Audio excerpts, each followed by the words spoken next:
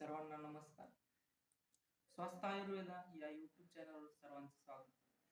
आज आपण चर्चा करणार आहोत वातदोषावर.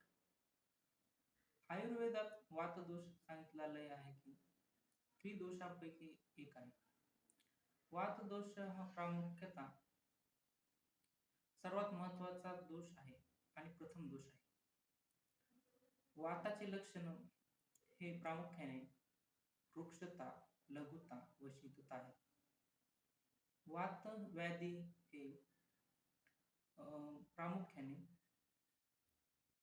हिवाळ्यात होऊ शकतात.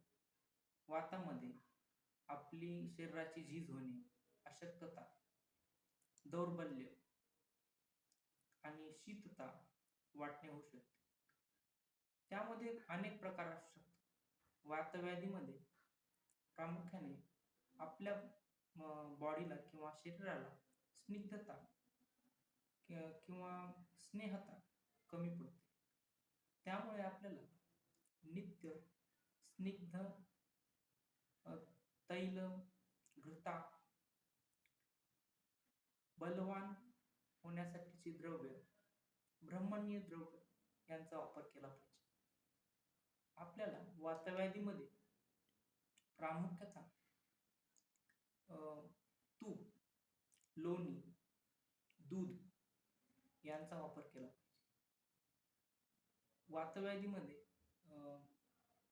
खूप वेळा सांधिवात हा सर्वात जास्त आढळणारा व्याधी आहे.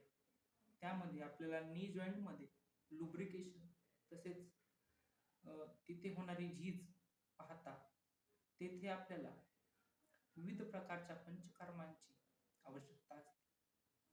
तिथे आपल्याला बस्ती, विरेचना, नस्या तसेच गंडुशा इत्यादी प्रकारची